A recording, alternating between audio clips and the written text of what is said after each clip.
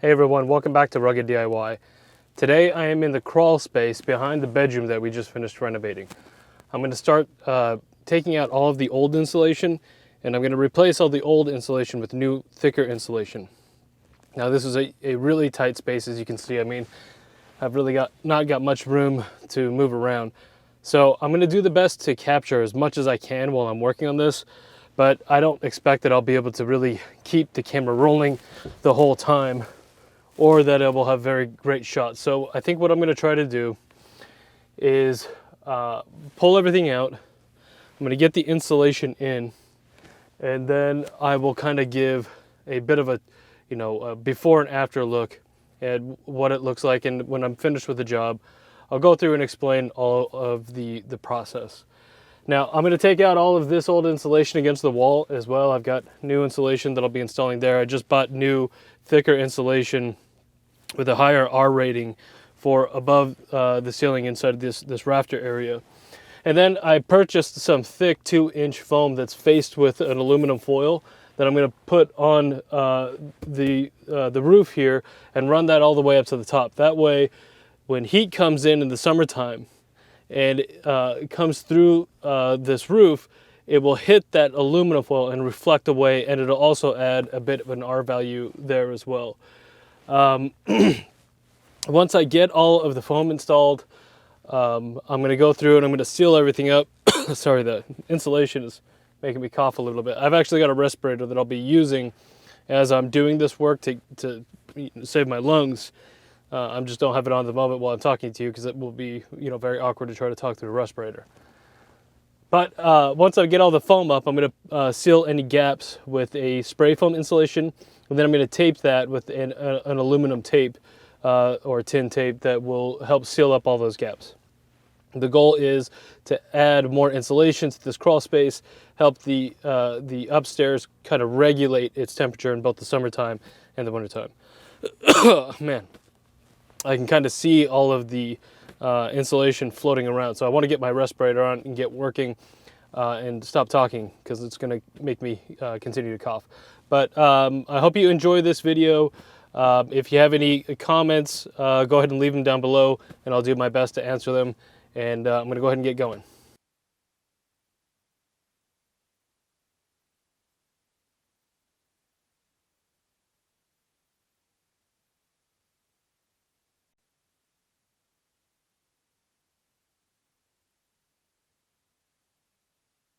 Okay, everybody, welcome back to day number 2 of the insulation in the attic.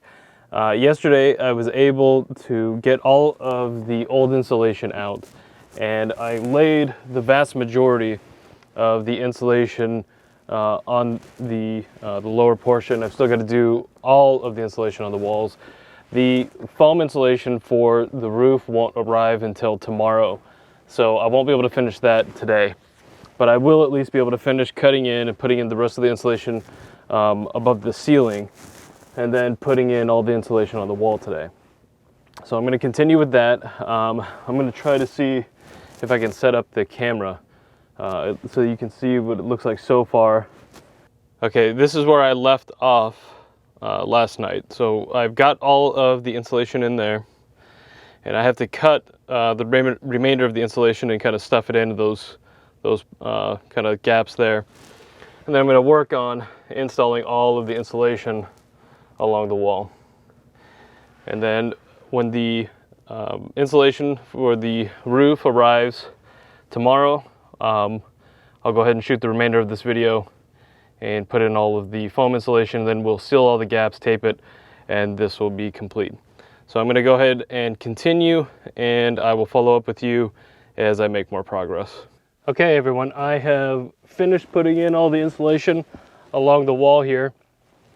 All the insulation above the ceiling is installed. The last thing we need to do is that foam installation, which will arrive tomorrow. I don't think I'll be able to put it in tomorrow. I'll probably have to wait until the following weekend, but I'm just going to edit all of this as one video. Putting in the rest of the insulation along the wall and the rest of the insulation above the ceiling took about 2 hours. Yesterday, removing everything, taking it to the dump, and then getting the majority of the insulation put in above the ceiling took a total of almost 7 hours. So the total progress of the job to this point has been just about 9 hours, and it'll probably take, you know, my best guess for all of the foam insulation is that it'll be probably I would say 6 to 8 hours to put in, cut and hang all of the foam insulation along the ceiling or along the roof here and along the wall just behind the camera. And then after that's all done, any gaps I'm going to come in, I'm going to fill with spray foam, let that dry, shave that off, and then I'll tape up all of the seams with an aluminum tape to help trap all the heat out. That way the airflow will run up along these pockets here, up the ceiling, or not the ceiling, the roof, and all of the heat that will come through will be reflected off of the aluminum face of the foam insulation. So as that heat comes in, it'll kind of reflect off of that aluminum foam, or the aluminum sheeting on the foam. I've already done this on my other crawl space on the other side. On that side, I put down kind of a wood subfloor, because over there I have the blower unit for the upstairs heating and air conditioning, and I wanted to have a solid surface for all that to sit on, and if anybody needed to go in there and do any service or walk across that, I wanted to have something solid for them to walk on. So it's slightly different, but I already know the outcome of doing all of this, and it is drastic. In the summertime in here, when the heat's coming through, I mean, it easily gets up into the triple digits. When it's, you know, 97 degrees outside and we've got like 80-90% humidity, it is a heat box inside of these attic crawl spaces.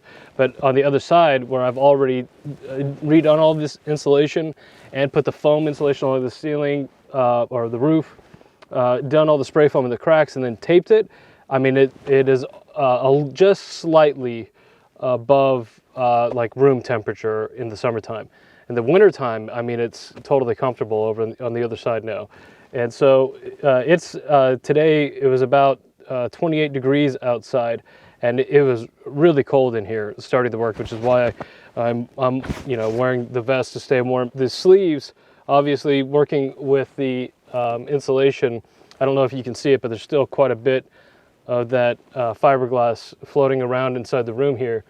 But wearing these sleeves and long pants when working with this insulation, you know, off camera while I'm working, I'm gloved up. I pull my gloves up over my cuffs so that the insulation doesn't get up underneath my shirt. The only area that's kind of exposed is my face, but I wear a respirator while I'm doing it so I don't inhale all of these fiberglass particles that are kind of floating around. And I really suggest that you do that. In fact, I wish that I had purchased a pair of goggles with the anti-fog, you know, ceiling goggles, because at the end of the day, my face itches, my eyes, you know, kind of burned, especially yesterday after pulling everything out. And this this pink insulation, it doesn't produce as many of the particles, but that old yellow insulation that was in here, man, that stuff, when you pull it out, it's just like a dust cloud of the fiberglass particles. It was awful. So I was glad to get rid of that stuff. And I don't think that it was very good quality. I had all kinds of problems with the temperature difference in the rooms compared to the room that was already done with the new insulation, and this side, the room renovation that I just completed. This side, you know, would get much hotter in the summertime, much colder in the wintertime. Man, those particles are just getting in my eyes. But I know, like I said before, that this change in the insulation and in the rest of the insulation we're going to add soon makes an enormous difference, and I highly recommend it if you have an attic crawl space like mine. Now, the way that my building is, or my home, I have a heating and air conditioning unit for the upstairs and a heating and air conditioning unit for the downstairs, because this style of home that I have is just not very good upstairs as far as heating and cooling. And that's why I'm doing all of these changes, adding these insulated access doors that I put on, and doing all this upgraded insulation is to help kind of balance the heating and air conditioning out, which, like I said, on the other side already made a huge difference. So I know that this is going to make a big difference, and I'm looking forward to seeing the change in my heating and air conditioning bill. So anyway, that is the status at this point. Then I'll pick up this video when the foam insulation arrives and we're able to start cutting that and hanging that, and that'll wrap up this video. So I'll see you in just a little bit.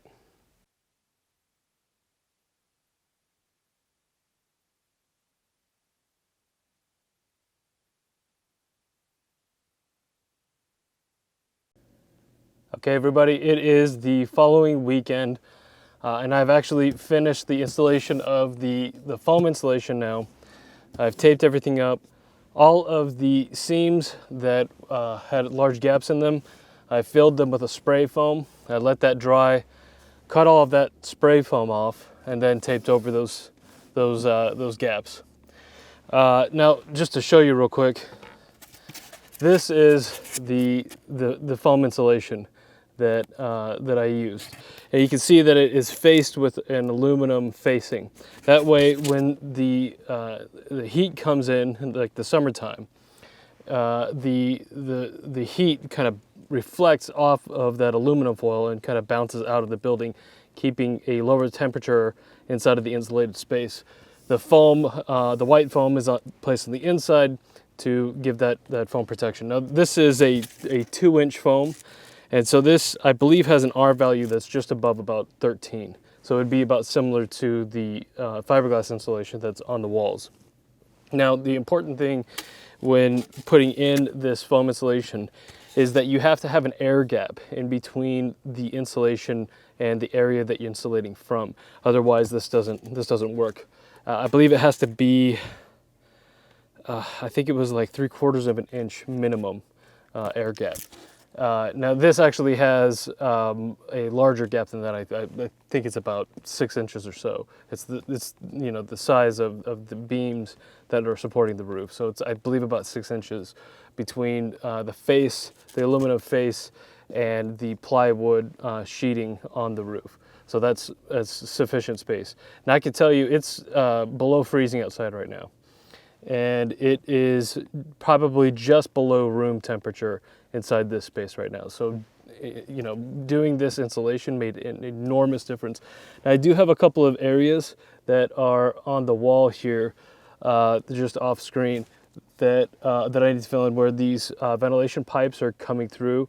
Now, what I'm going to do is I'm going to take some of the fiberglass insulation, and I'm just going to kind of stuff that in there to add a little bit more insulation, kind of fill in that hole. I don't want to do any spray foam or anything like that. I don't think that it's that serious, but I think a little bit of foam, of the fiberglass insulation to fill in those gaps will be sufficient. I mean, it's already pretty comfortable inside of here. Now, the benefit of all of this additional insulation, or at least the plan anyway, the theory behind it, is that by cutting down on the temperature fluctuations to the very cold and the very hot, that it'll balance out my heating and air conditioning in the winter and the summertime. When I first started this insulation project, I mean, it was already in the 30s, in the 20s, over the last week, and I mean, it was freezing cold.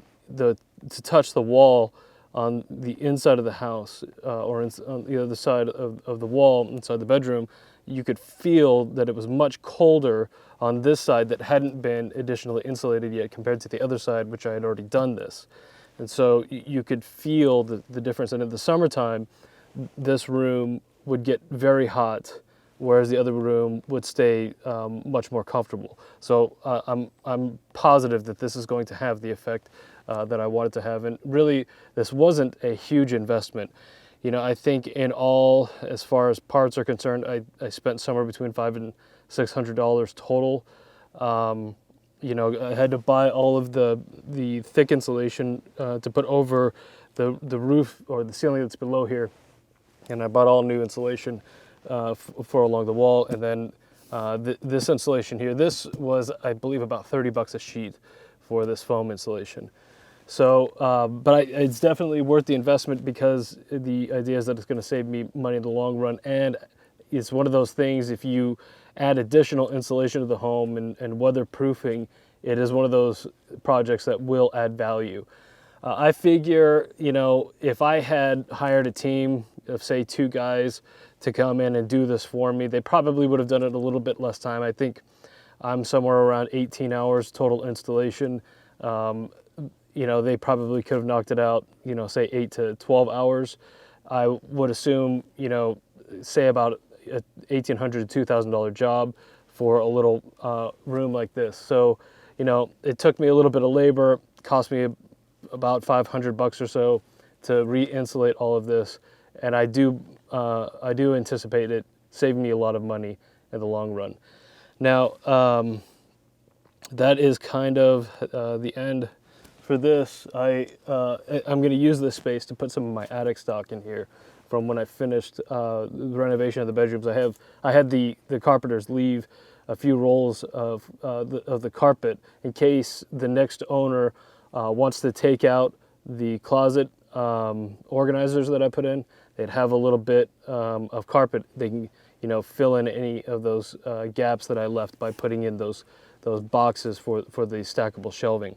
So I'll stack that attic stock inside of here and keep that for the next owner. I'll make sure that I inform them when I turn over the house of that for their use should they need it.